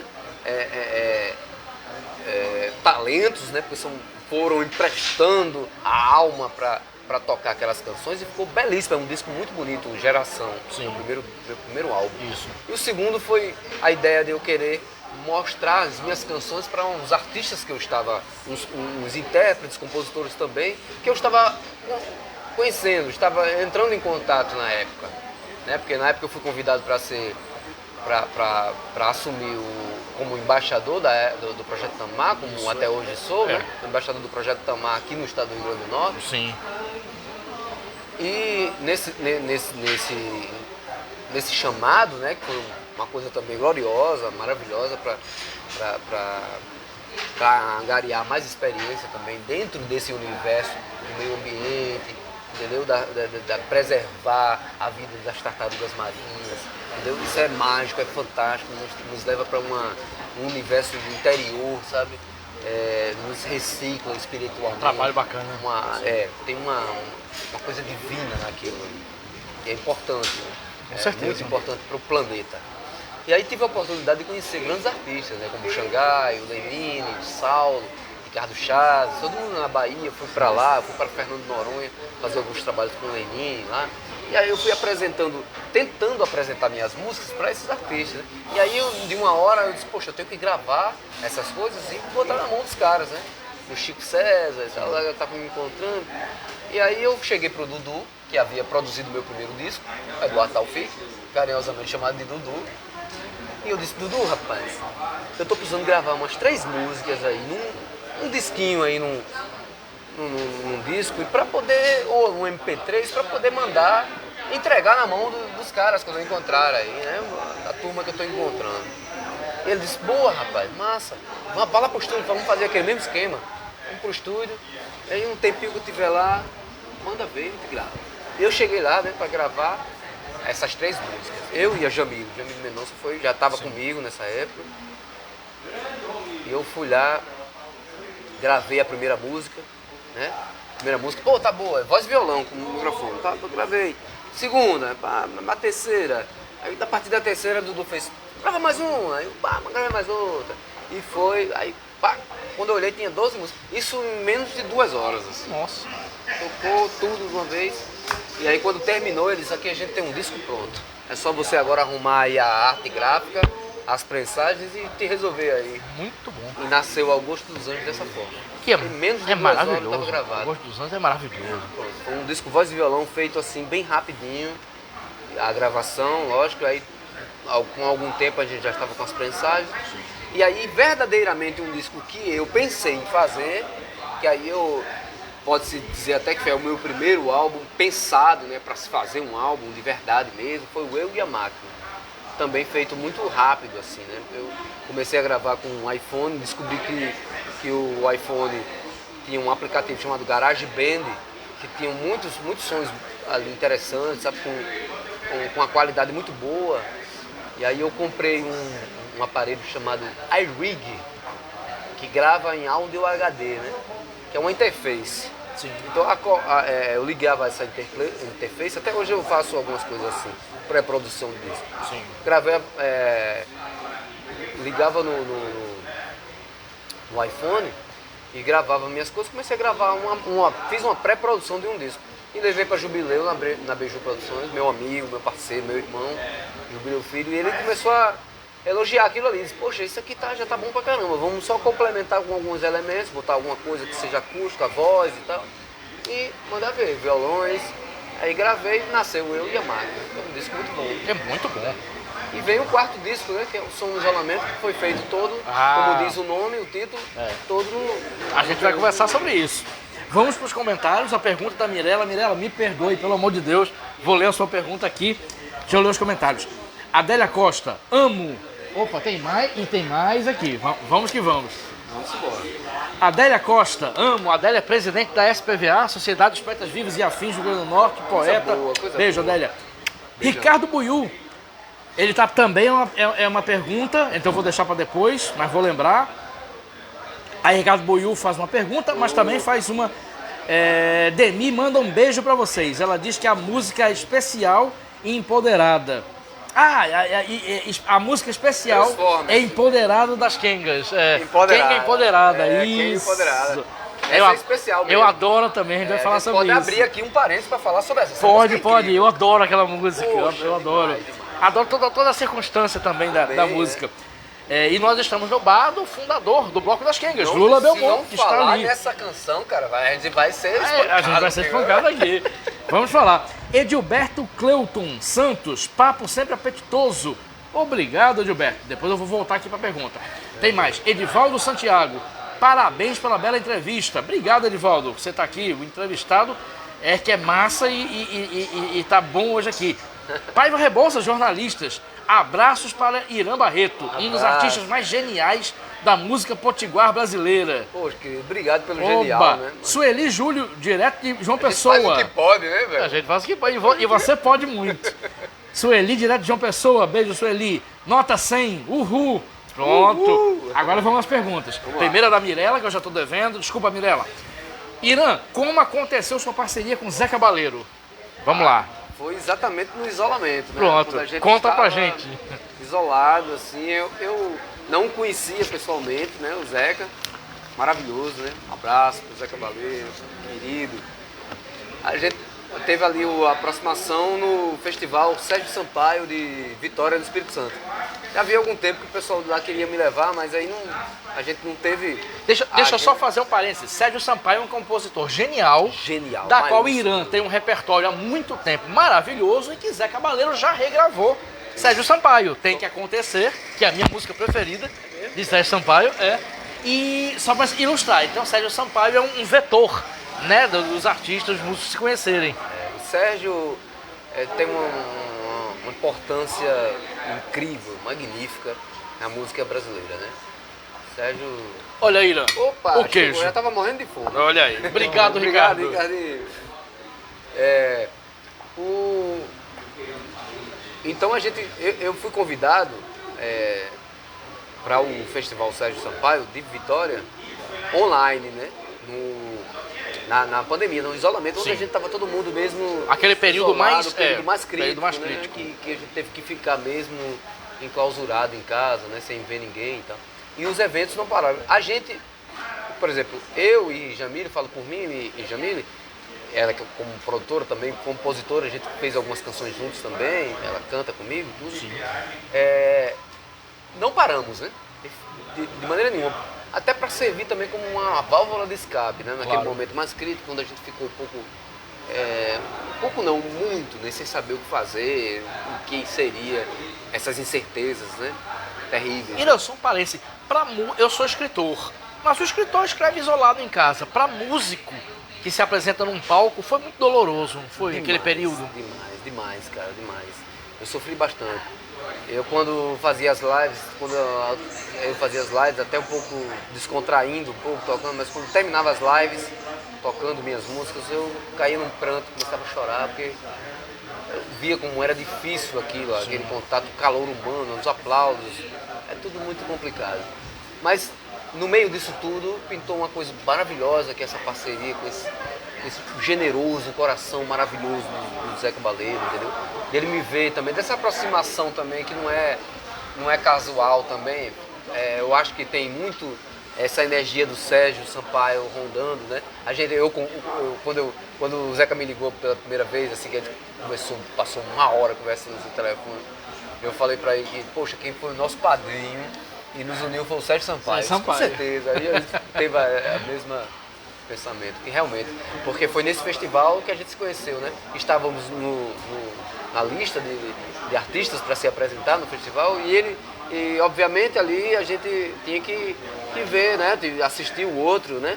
Até porque tinha um horário da gente olhar o outro para poder entrar e tudo, e assim, prestigiar, né? Os artistas, maravilhosos artistas, Tata Aeroplano, Cida Moreira, André Prando, né? A Caju também, que havia participado do The Voice, lá de Vitória. Artistas fabulosos, né? Que já tem uma alma sampaiana também no seu som, na sua música. E o Zeca estava também, e ele evidentemente me viu ali tocar. E aí me surpreendeu porque ele entrou na live e começou a comentar, né? Sobre as minhas coisas. O que eu estava tocando de sério. Eu disse, poxa, eu adorei suas releituras, cara, e tal. Aí eu até fiquei meio, poxa, o Zeca tá aí. Todo mundo começou a comentar que o Zeca tava na live me vendo, tá? E quando acabou, diretamente a gente já foi batendo papo, né? No Instagram, pelo Instagram ali. E aí estabelecemos uma aproximação, uma amizade. Eu disse, bicho, vamos fazer música. E comecei a fazer umas coisas e tal. Começamos a fazer... Como é o nome da figura que perguntou essa questão? Mirella, jornalista. Então, Mirella, só não me estendendo muito, mas eu espero Pode se estender. Responder bem essa pergunta, né? Então, começamos a fazer músicas assim, pela internet, né? Mandava um trechinho de uma canção, assim, uma coisa de um esboço, e ele lá fazia mais um trechinho, me mandava de volta, a gente completava, ele mexia na letra, eu mexia também, e a gente teve essa... Porque para fazer música com outro parceiro, realmente tem que ter esse desprendimento, entendeu?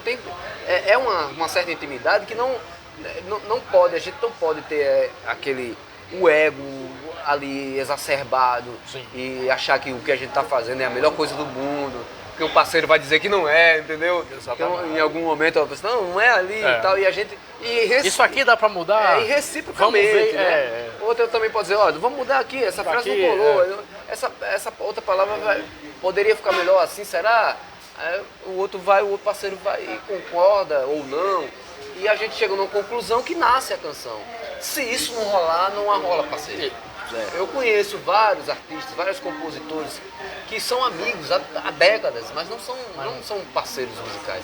Então, parceria é uma coisa que não é única mesmo, é um lance que tem que rolar uma química, se não rolar não dá, não vai. E com você e Zeca deu certo. Deu muito certo. Fizemos várias canções. Mares Meus. Fizemos várias canções. A primeira canção que fizemos chama-se Se Eu Fizer Uma Canção. Aí fizemos outras canções. Algumas estão ainda para terminar. E gravei duas, né? No Som do Isolamento. Ele topou fazer a produção artística do disco. A gente distante, mas podendo fazer isso, porque conseguimos nos reinventar e ressignificar tantas coisas também, né? De produção. Ele me indicou alguns produtores que trabalham com ele, como o Érico Teobaldo, que fez as programações de algumas baterias, né? Fantástico, também talentosíssimo, lá de São Paulo. O Walter Costa também, que foi quem mixou e fez a masterização lá no Rio de Janeiro. Maravilhoso também, fez vários trabalhos com o Zé Cabaleiro nos outros discos, desde o Vou Embolar até agora os mais recentes, né? E isso foi uma aproximação muito bacana, muito respeitosa, muito carinhosa, sabe? Um carinho maravilhoso que a gente tem um com o outro. Até hoje deu muitos frutos e há de ter muitos frutos para dar ainda mais. Com toda certeza. Respondido então, desculpa a demora. Tem agora uma questão aqui do Ricardo e tem um comentário aqui do João Luiz. Eu vou falar aqui um pouquinho, dá tempo de você comer. Porque isso, direito seu. Mande lá. João Luiz, parabéns pelo programa. E viva Irã e essa produtora massa que é a Jamile. Isso. Valeu, João Luiz. Muito obrigado por acompanhar a gente. Lembrando que o programa tem produção de Raquel Lucena, José Aglio na filmagem. José Aglio. Nosso grande José Aglio, isso, tá aqui, a Firme e Forte Apostos. O programa já passou de 1 hora, mas A conversa tá tão boa que a gente vai ficar mais um pouquinho, mais um pouco, o tempo que você quiser, na verdade. Não, aqui eu tô num bar, rapaz. Eu só chego aqui. Pronto. Se minha produtora autorizar e você que é o entrevistado, então tá tudo tranquilo. Olha, quando eu tiver trocando as bolas, porque aí pronto, você para. Entendeu? A Irã não tá mais falando coisa com coisa. Acabou. É mais fácil eu não falar coisa com coisa. Ontem eu saí daqui sem falar coisa com coisa, mas não vamos falar desse assunto. Aí tem Ricardo Buiú agora aqui. Irã, fale da história do Leão de Ceará-Mirim. Interessante. Não tenho a menor ideia do que é isso. Pode falar. Casa dos Leões, né? A Casa do Leão, como a turma chama lá. Na década de 70, que eu ainda não tinha nascido ainda, para deixar bem claro, né? um amigo meu, parceiro, né? O Crésio Torres, já falei dele aqui. Sim. Me contou uma história de que havia uma casa, tem uma casa, até hoje essa casa está lá, né, em Ceará-Mirim, em frente ali à Praça do Barão de Ceará-Mirim, fica próxima à igreja, né, que chama-se a Casa do Leão. Por que a Casa do Leão? Porque existiam 2 leões de bronze na frente, assim, coisa mais linda, né, tem fotos e tudo disso, mas o Crésio me contou porque roubaram esses leões de lá. Nossa. Aí na época houve um ribuliço muito grande da criançada que gostavam, que ficavam lá, que subiam nos leões e ficavam brincando. Aí roubaram esses leões e eles ficaram, aí rolou uma coisa na cidade assim, meio mórbida, né? Aquele negócio ficou meio triste e tal, a criançada chorando porque não tinha mais os leões e tal. E ele lembrando dessa história, quando ele era criança, né? Lembrando dessa história, me chegou um certo dia lá em casa com a ideia de fazermos uma música para essa casa, Casa do Leão. Tá no meu primeiro disco, Geração. É a música que abre o álbum, A Casa do Leão. A gente fez a canção e rolou uma repercussão assim na cidade, ainda o pessoal falou muito dessa canção na época. E depois, um detalhe curioso para o Buiú interagir aí com a galera, há um detalhe curioso, porque depois que roubaram esses 2 leões de bronze, colocaram no lugar 2 leões de alvenaria, de cimento, pra simbolizar que eles roubaram também. Então, o que é que eu vou fazer com o leão de alvenaria? Aí, até hoje a casa ficou aquela lenda, né? Dos leões, a cidade até hoje fala sobre isso. Diziam também que a casa era mal assombrada, né? Aí tinha toda aquela magia, né? Quem quiser puder visitar essa casa, ela tá lá, né? No mesmo canto. É no centro do Ceará-Mirim? No centro, ali do lado da igreja mesmo. Ali tem a praça do Barão do Ceará-Mirim, ela fica de frente para a praça. É uma das primeiras casas de lá. Tem fotos, inclusive, apenas o Colégio Santa Águeda, o mais antigo, o prédio do Colégio Santa Águeda, a igreja e essa casa. A Casa dos Leões. Sem praça, sem nada. Ainda tem fotos antigas disso. Que maravilha, história contada então, Buiú. Olha aí a história revelada aqui. Eu vou ter uma pergunta agora, mas vamos pra música agora. Vamos para a segunda rodada de música. Como não combinamos absolutamente nada, totalmente a seu critério. Pode ser música sua, pode ser versão de música. Tem um detalhe também, quando eu começar a esquecer as letras, é sinal que a live tá terminando, né? Ah, você improvisa. Você falou tanto improviso. Obrigado, Raquel.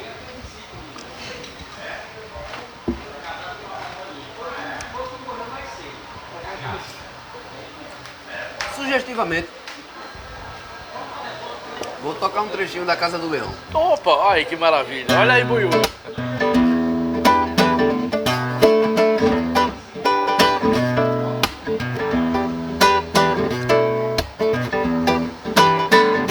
A Casa do Leão, na Praça do Barão, o povo encantava. A Casa do Leão chamava a atenção de quem por ali passava. Um dia alguém roubou o leão, causando aflição. Aquela gente toda agitada chorava, esperneava, gritava quem roubou o leão. A Casa do Leão, na Praça do Barão, o povo encantava. Casa do Leão chamava a atenção de quem por ali passava. Um dia alguém roubou o leão, causando aflição. Aquela gente toda agitada chorava, esperneava, gritava quem roubou o leão.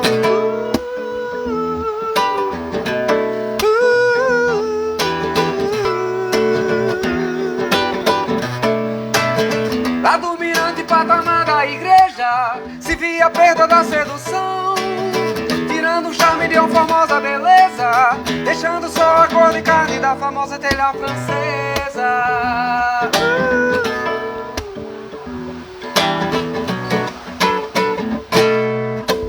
Muito bom.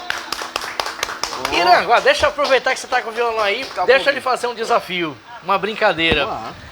Qual é a música que você toca só pra parentes, só música brega, música que você jamais tocaria em público, mas que pode ser brega, pode ser dos Beatles, pode ser um lado B, que você toca pra brincar, que você pudesse tocar aqui pra a gente brincar mesmo, pra se divertir? Rapaz, eu não diria que eu nunca tocava em público, porque eu toco, então essa em público. melhor ainda. Eu vou primeiramente, assim, vou fazer uma referência a um cara que me encantou muito também nas primeiras audições de música, né? Sim. Que foi a ideia do primeiro violão que eu vi, que foi o primo que já mostrou a música, que é uma música que eu toco, tô sentado assim, às vezes na cozinha, minha mãe tá fazendo alguma coisa, eu faço um certo dia, à beira-mar, apareceu um jovem galileu. Ninguém podia imaginar que alguém pudesse amar do jeito que ele amava. E seu nome era Jesus de Nazaré. Sua fama se espalhou e todos vinham ver. Aí eu vou Em plena Semana Santa, né? Eu gosto de cantar essa canção. E as outras são mais... Olha só como é a diversidade da coisa, né? Sim. A outra tem um cunho mais de duplo sentido, né? Opa, vamos lá. Adoro. Porque existia antigamente uma coisa chamada duplo sentido. Hoje não tem mais. Hoje é de sentido direto mesmo. O cara vai lá e fala o que quiser, né? Não é isso? Sim. Antigamente existia uma coisa... Isso é pré-histórico. Genival Lacerda era o rei do duplo sentido. Não, tô brincando aqui na questão de temas geniais, né? Cremilda, o Sérgio Gonçalves, poxa demais. Então tem umas músicas do Sérgio Gonçalves que, detalhe, meu pai, quando eu chegava aqueles vinis, né? Meu pai guardava uns assim, e eu achava, por que tá guardando ali, né? Aí eu ia lá, eu ia olhar, tinha uma taxazinha assim, proibida a execução desta obra em rádio e televisão. Por quê? Uma criança com 9 anos de idade, curiosamente, eu disse, por que esse negócio? Eu tenho que ouvir. Meu pai, olha, isso aqui não é pra ouvir, não. Aí você sabe. Aí é que dá vontade. Quando você fala pra uma criança que não é pra fazer, ele vai lá e faz. E vai. Meu pai saía pra trabalhar, eu ia lá bem, pá, roubava um disco, botava. Tinha um disco chamado Forró Safado. Aí eu adorava, porque tinha umas músicas assim, bem com a melodia. Eu não entendia nada da letra. Uma criança, eu confesso a você que até o comecinho da minha adolescência não prestava muita atenção nas letras, não. Então eu ia pela melodia. Então tem uma música que fazia... Eu fui ao doutor... Não, desculpa. Eu fui ao doutor pra me consultar. Eu fui ao doutor pra me consultar. Estava sem apetite, fui com ele falar. O médico me examinou, falou que eu não tinha nada. Deu muita alisada e depois me ensinou pra eu beber bebida alcoólica no almoço e no jantar. O corpo precisa de álcool, por isso estou a cantar. Me dá álcool pra mim, me dá álcool pra mim. O corpo precisa de álcool, me dá álcool pra mim, me dá álcool pra mim, me dá álcool pra mim. O corpo precisa de álcool, me dá álcool pra mim. Que é pra ver se resolve a minha situação. Me dê um pouco de álcool, por favor, não negue não. Esse conselho quem me deu foi o doutor, foi ele quem me ensinou. Álcool na refeição, se estiver sem apetite, faça igual a mim, aprenda logo essa cantiga e saia cantando assim. Olha, aprende rápido! Meu amigo, rapaz, se fosse um negócio... Já tá cantando. Magnífico, né? Aí tem outra que faz. Um peregaio dançando um forró queimado, rebolou tanto que no salão desmaiou. E corre gente, chega gente, no ribuliço uma voz assim gritou. Traz álcool pra ele, dá álcool pra ele cheirar, esfrega nas ventas dele que é pro rapaz melhorar. Traz álcool pra ele, dá álcool pra ele cheirar, esfrega nas ventas dele que é pro rapaz melhorar. O álcool serve pra quem dá stream link. É combustível, é conservador também. É muito usado para espantar maus espíritos, sabendo usar o álcool soprado bem.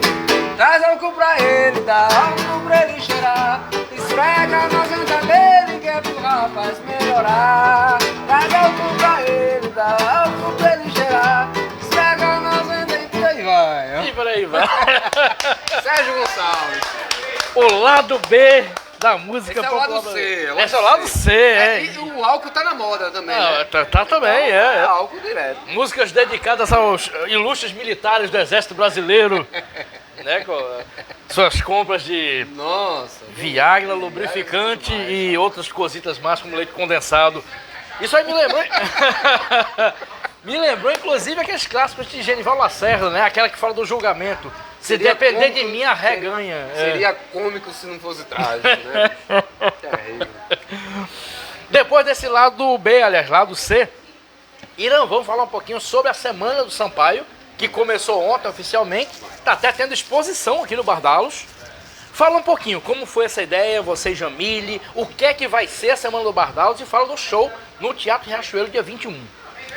Cefas, a Semana do Sampaio é um projeto importantíssimo para reverberar e homenagear a obra do Sérgio Sampaio, a vinda dele aqui a Natal, que essa é a grande chave, a grande temática dessa Semana do Sampaio desse ano, da 7ª edição, né? Sétima Sete edição já. anos que a gente faz a Semana do muito Sampaio. tempo, Muito tempo.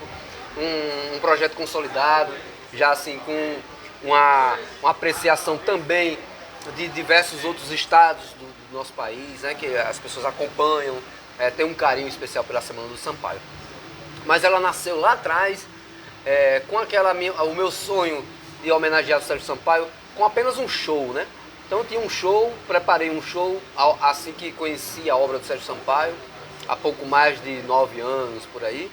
Conheci o trabalho dele, é recente, porque quando se trata de 9 anos, para você conhecer a obra de um artista, acho que pouco tempo, né, pra gente. Sim. Eu conheço muita gente que já conhece há mais de 20 anos, Sim. 30 anos, que conhecem a obra do Sérgio Sampaio. Mas eu me identifiquei muito imediatamente pelo fato de ser compositor também e de cantar na região que ele canta ali, né? Tocar violão da forma a fazer diversos gêneros musicais, como era o caso do Sérgio Sampaio, que tocava de samba, a rock and roll, né? Tem uma versatilidade na obra dele, né? Sim. Então eu me identifiquei rapidamente com isso e busquei fazer um show cantando Sérgio Sampaio. Logo em seguida eu trabalhava com uma outra produtora, a Tuiane, né? Um abraço para a Tuiane, se estiver aí também. Ela trabalhava comigo e eu logo tive essa ideia, mas a gente não articulou muito isso. E fizemos, nos desvencilhamos, né, dos trabalhos, a Tuiane foi fazer outras coisas, eu também, a gente foi seguindo caminhos diferentes. E aí encontrei com a Jamile Mendonça, né, foi uma dádiva, foi um presente ter conhecido a Jamile, que hoje é minha companheira, está sempre comigo, compra todas as ideias malucas que eu invento, assim, e a gente se identifica muito. Ela não só produtora, mas também musicista, cantora, compositora. Isso facilita muito o entendimento do artista quando você tem como produtor uma pessoa que também é artista. Sim. Facilita muito as ideias, com certeza, fluírem, né, e caminharem, acrescenta muito. Isso é uma contribuição que é infinda, né? Não tem fim, porque assim como a arte, a gente vai surgindo a cada dia projetos novos, ideias novas. E a Semana do Sampaio é uma delas, porque se tornou, além de um show de Irã Barreto canta Sérgio Sampaio, se tornou um festival de artes integradas. Isso. Que é importante isso, que é o que a gente está vendo hoje aqui, com a exposição de quadros aqui no Bardalos. Quem quiser conferir pode chegar aqui no está Bardalos. Aqui, aberto. Momento, até o dia 21 de abril. Isso. Vai estar E ontem aqui na abertura houve palestra, houve bate-papo aqui. Isso. falou-se sobre artistas maravilhosos, dos quais nós temos a Letícia, a Renata Lisier, que estavam aqui Carlos ontem, Sérgio que Borges, estavam aqui ontem, inclusive. isso, Diego também. Estavam todos aqui, Sim. né, que é o esposo da Renata Lisier, também Sim, fantástico. exatamente. Um artista de mão cheia mesmo, Sim. né? E o Sarau Poético, tivemos o Sarau Poético. O festival reúne isso, permeia através e caminha na direção de homenagem a Sérgio Sampaio, mas de forma a agregar artes visuais, música, poesia.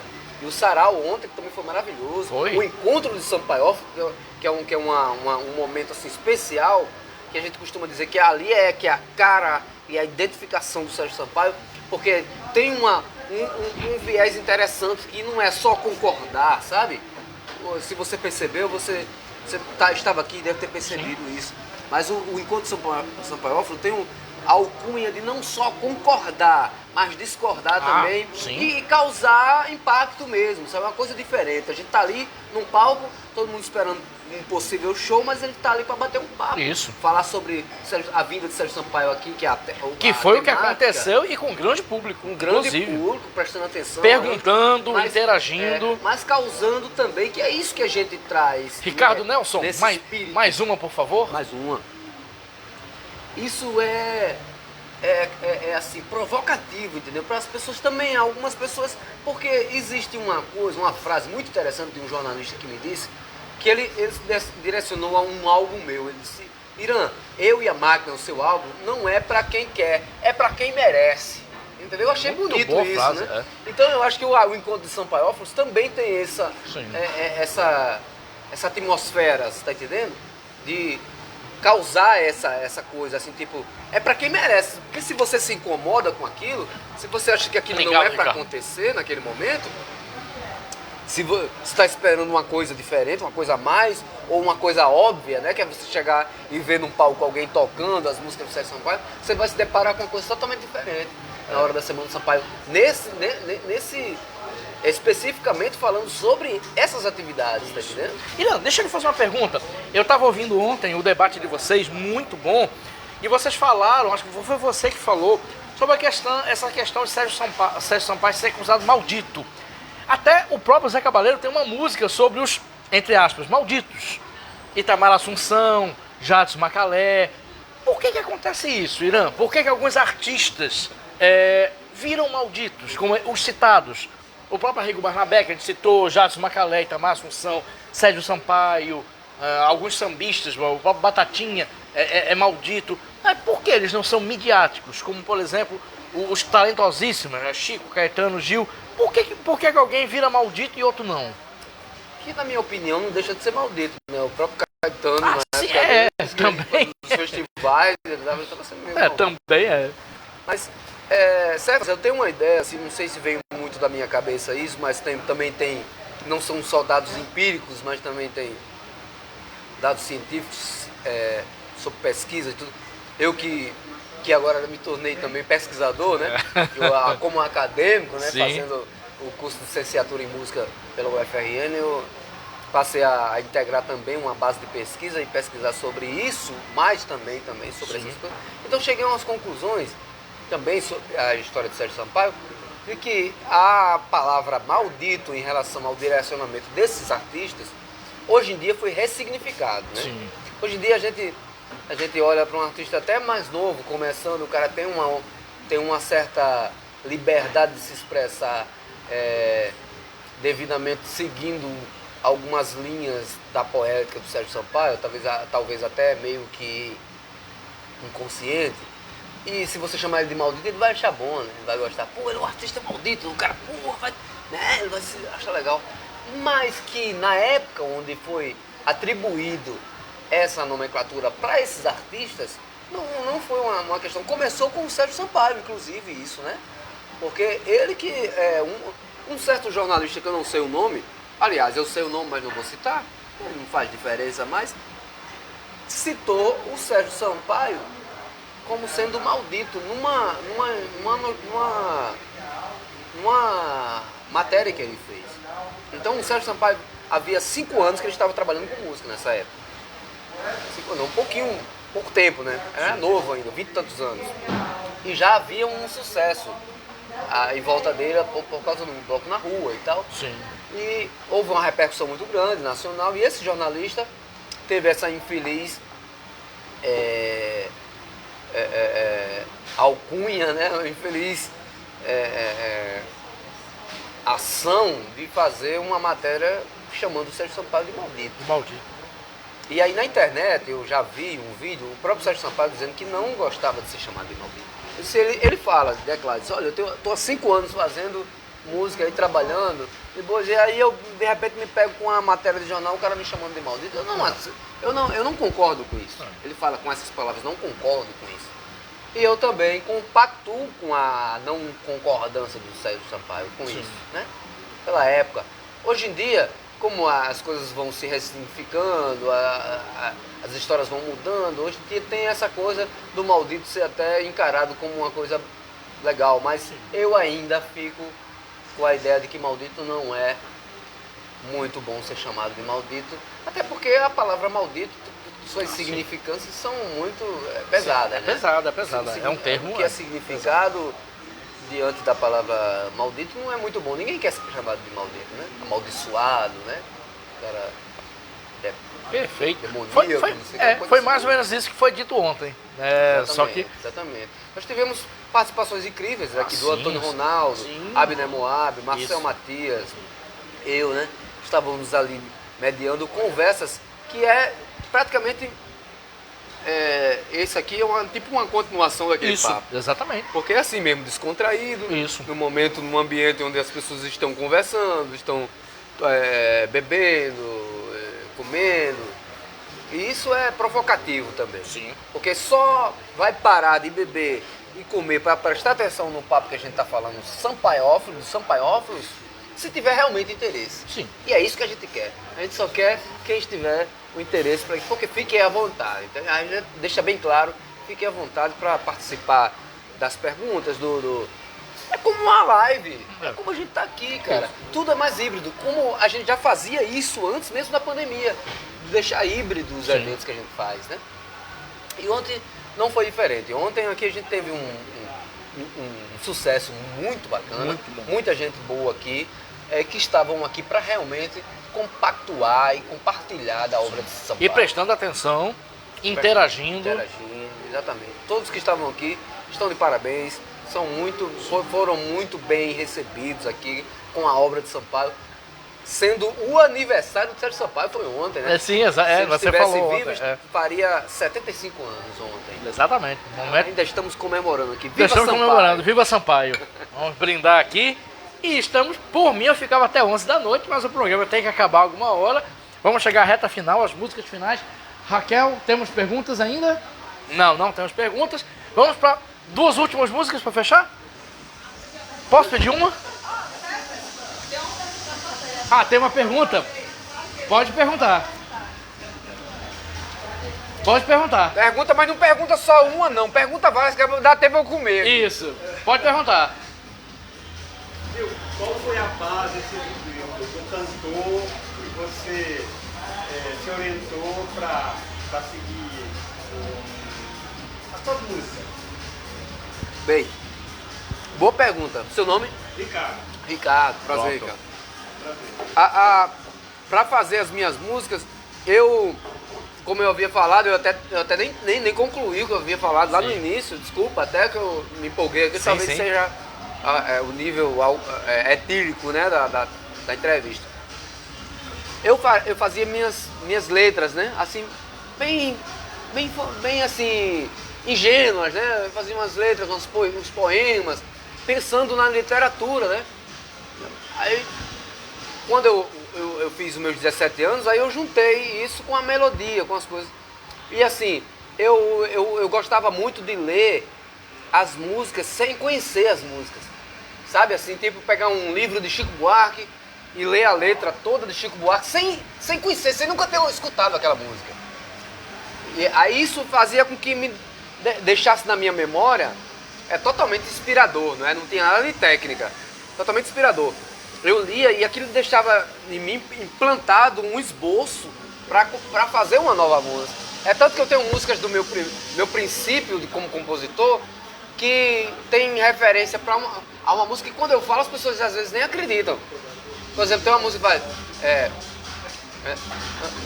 da moça da janela do Chico Buarque, não tem? Mas essa música eu tenho como base a estrutura dela para fazer uma música chamada O Cordel da Morte da Amada, que é uma das primeiras canções que eu fiz, que foi pro meu primeiro álbum. Então eu lia essa... Não sei se eu consegui responder a pergunta devidamente, né? No Pradão, mas eu tinha como base essa prática de ler as músicas sem escutá-las. Eu não ouvia, eu não queria saber, eu não sei que música é essa. Então eu lia para entender como seria a construção da letra. Principalmente Chico Buarque, Tudo de bom, maravilhoso, é. E aí não só ele, mas uma série de outros artistas, compositores que fizeram parte dessa influência, né? Até mesmo o meu parceiro, Zé Cabaleiro, o Chico César, todos esses eu tinha como influência, né? O Lenine, ouvia assim para suprir aquela carga, né, de experiência para poder compor e tal. O Lenine nem tanto, porque o Lenine, quando eu fui ouvir, o Lenine eu já estava ouvindo uma coisa que eu parecia que eu estava, poxa, esse violão aí parece muito comigo, sabe? Eu já via, foi mais ou menos parecido com o Sérgio Sampaio.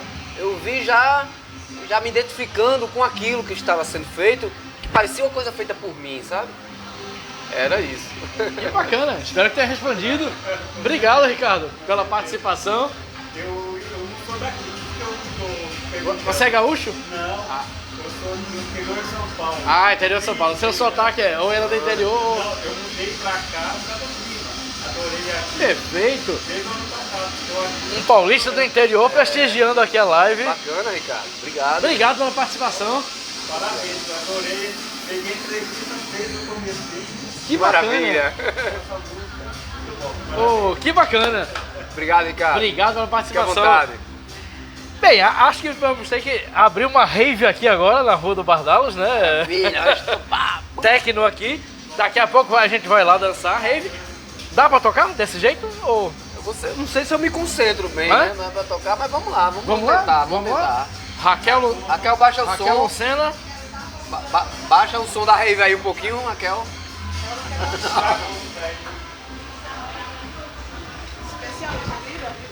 É sim, poxa, demais. Ilha, eu ia pedir uma, eu nunca peço, mas posso pedir? Pode? Tem que acontecer. Tem que acontecer. Pronto. Vamos lá. E se você quiser encerrar com uma ao seu gosto? Ao gosto dos anjos, Ah, então. bom, A gente encerra não ao meu gosto, mas ao gosto dos anjos. Que seja.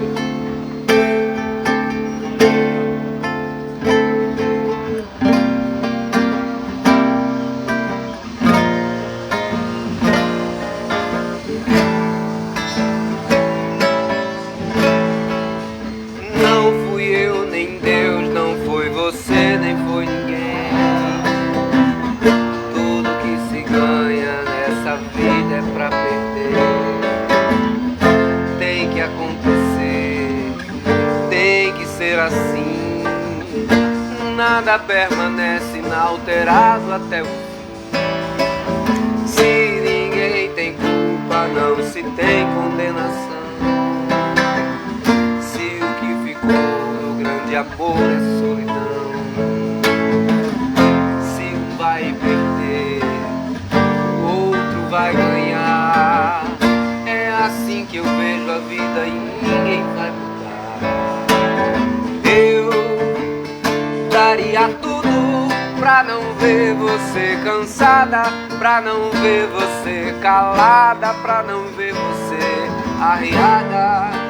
A mulher abandonada, mas não posso fazer nada. Eu sou um compositor potiguar.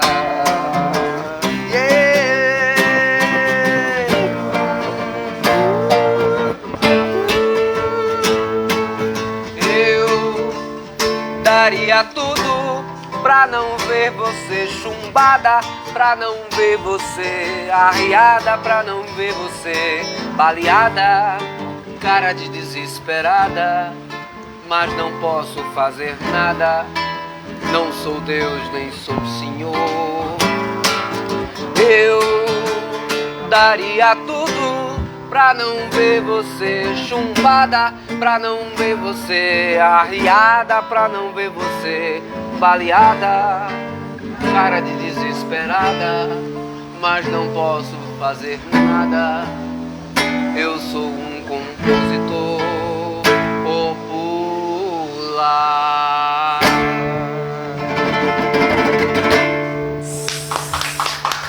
Sensacional.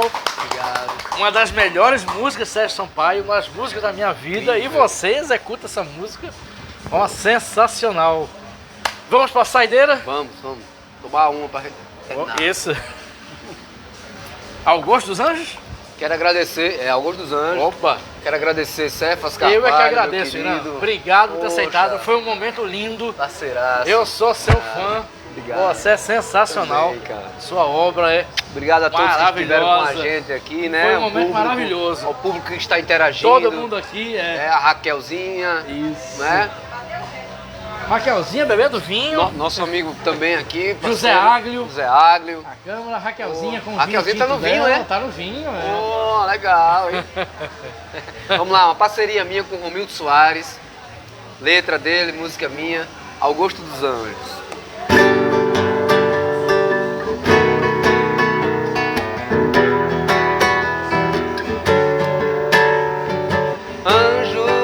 Anjos dizem amém. Eu também sou anjo.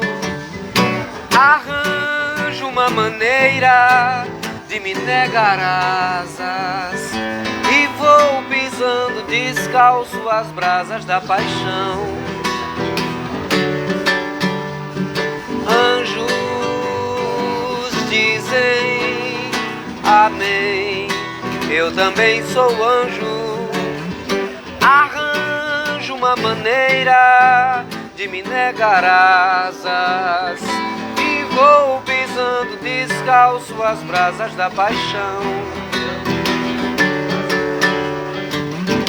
Eu sim, eu não, eu bom, eu ruim. Eu sim, eu não, eu bom, eu ruim.